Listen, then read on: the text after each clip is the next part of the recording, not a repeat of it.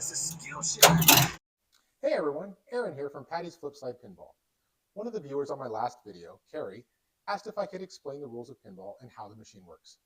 While I was thinking about that, I realized something that might actually be even more helpful for players like me who are just starting our pinball journey is learning the basic parts and terminology of a pinball machine. Now, every pinball machine is different. Different games have different shots, features, and layouts, so there's really no way to cover every possible feature in one video. But in this video, I'll quickly scratch the surface on many of the features on my Guardians of the Galaxy machine and explain some of the terminology you'll often hear people use. For example, even something as simple as ramps can get confusing.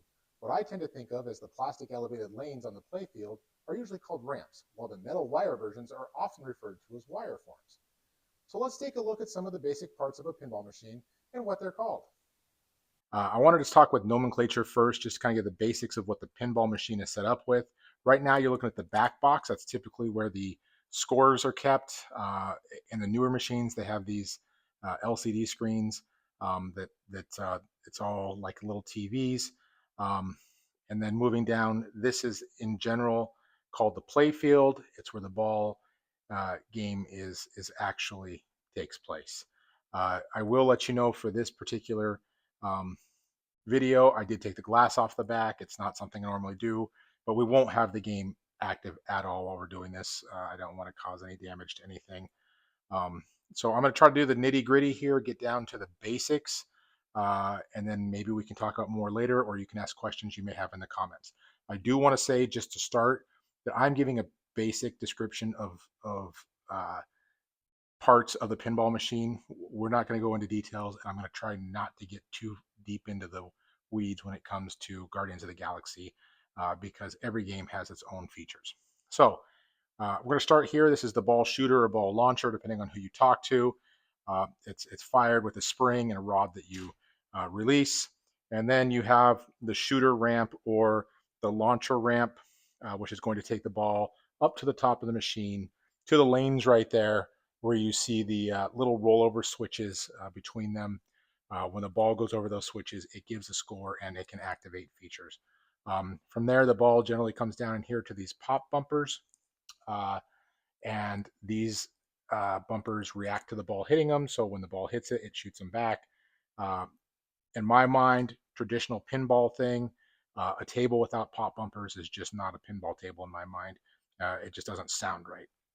I'm new though, so maybe that's not the common belief.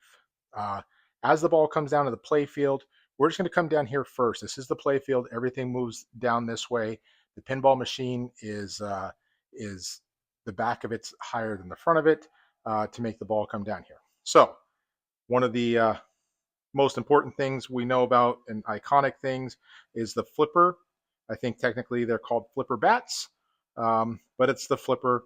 Notice everything has rubber around it. That's to protect the game and to protect the ball, because it is a heavy ball that's rolling around in here. While we're down here, we're going to talk about the out hole. This is where you don't want the ball to go. You can see it right there. We don't want the ball to go down there. The ball can get there from a few different ways, either directly between the flippers, or there's also what they call these out lanes. They are the outside lanes. If the ball makes it to those, they're going to go down the out hole. You're going to drain your ball, unless, of course, the save light is on like it is right there. Moving inside, there's actually what they call return lanes. Just like out lanes, it's a lane that funnels the ball, except the return lanes don't drain the ball. They bring them right down onto your flipper. So you see there's one here that comes down to the flipper. Then on this side, there's two of them that comes down into the flipper. Again, rollover switches are there. That tells the machine where the ball is and what's going on. As we move up the board, we have slingshots. These are these two triangle looking things here, pretty standard on every pinball machine. I'm not going to say it's on everyone, but just about every machine has it. The ball hits it and it slingshots the ball off of it with a little bit of force, much like the pop bumpers do up there. As we move forward, we're getting kind of the middle of the play field here. And you know, I'm gonna move us over to here and point out a couple things. So you can see right here, there's a target. And there's actually on this game, I think there's 7 of them. There's the second one right there, third, fourth, fifth, sixth, I'm sorry. And then down here is a seventh target there. Those all give different, they have different meaning in the game.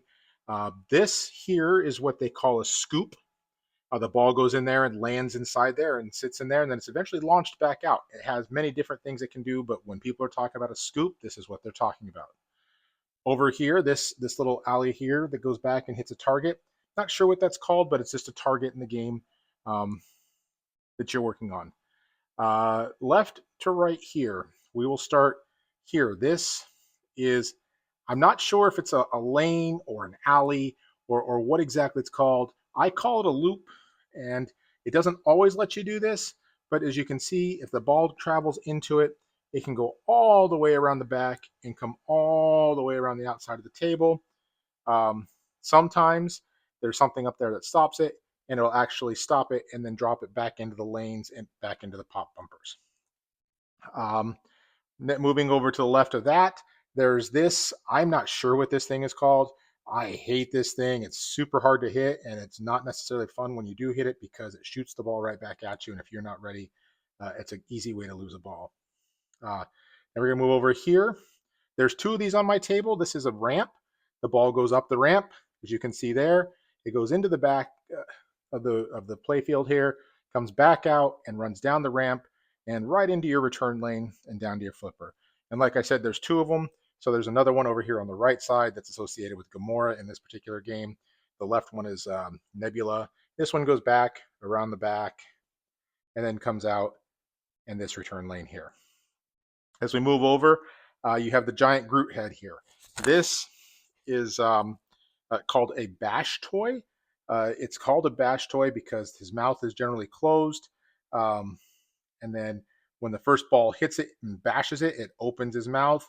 And then a second ball goes in and gets locked in there. And that's how you start one of the versions of multi-ball on this particular game. But it's called a bash toy. Many other games have them and they work a little bit different, but ultimately you bash them with the ball and they give you whatever reward they're designed to give you. Here, this is another multi-ball starter. This is just a toy that sits on top. It's the orb from the movie, but the target is actually below it. Because the game is not active right now, you can't see it, but right here you can see the top of it. This black thing is what they call a pop-up target. So when you start the game, this target is up, and the first thing if you want to get your ball back into here, into a target that's in the back of this, you can see it back there, the gem, you actually have to hit this target first, which will drop, and then the next ball goes in, and it's just kind of a way to, just extra features of the game. I actually like pop-up targets. There used to be a lot more of them, I think, in pinball. This over here, where this is, I said pop-up, excuse me, that's a drop target. This right here, in my opinion, in a traditional pinball game would have been drop targets also. So rather than just one target that you hit, there would have been two or three of these standing up and probably would have had to knock all three of them down to start some sort of feature. But in this particular game, it's just a target. Doesn't matter where you hit it, it's the same. One other feature this game has, I said I wasn't going to go into it, but I mentioned it. You see this thing that says Magnaforce. Some machines actually have other features. This one has a magnet underneath. So after the ball does come out of the orb here, once you get it in there, it will come down. A magnet will catch it and kind of spin it around, and then it can roll any way off of that. It is frustrating as heck because sometimes it just goes right to an out lane, or sometimes it'll just go straight down the out hole here.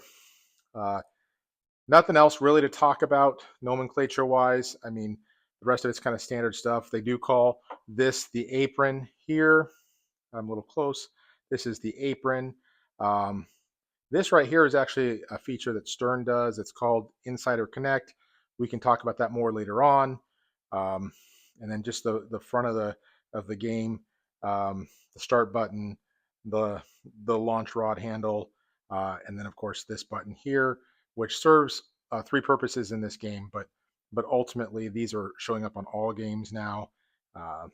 I think partly because you can launch the ball with that. Maybe that is maybe that's a ADA feature that they're adding without really calling it that. And the flipper buttons out here, I may have mentioned them, I may not have mentioned them, but the flipper buttons are out here on the sides. They control the flippers. Other games have multiple flippers on them. I mean, every game has two. At least I think every game has at least two. But there are games that have 3, 4. I think there's a game out there that has 6. One thing I would like to point out, just because we're talking about flippers and flipper buttons, it does not matter how hard you hit this flipper button. The flipper actuates at the same speed no matter what. All this does is create a circuit that tells the flipper to go. Whoever runs the game can set the power of the flipper, but you can slam the flipper button as hard as you want, and that flipper is going to go just as hard as if you just barely tapped it. So if you have your own machine and you don't feel like slamming things around, just know it doesn't matter how hard you hit that button, it's not going to change how hard the flipper hits the ball. I think that's it for now. Hopefully, I was able to help give other players like me who are just starting their pinball journey a better idea of what people are talking about when they refer to different parts of a pinball machine. I'm still learning a lot myself, so if you're an experienced pinball player and I missed anything important, feel free to add it in the comments. And if there's something about pinball you'd like to see as part of this journey, let me know and I'll try to make a video about it. If you enjoyed the video, please consider liking, commenting, and subscribing.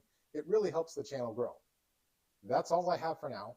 Thanks for watching, and I'll see you on the flip side.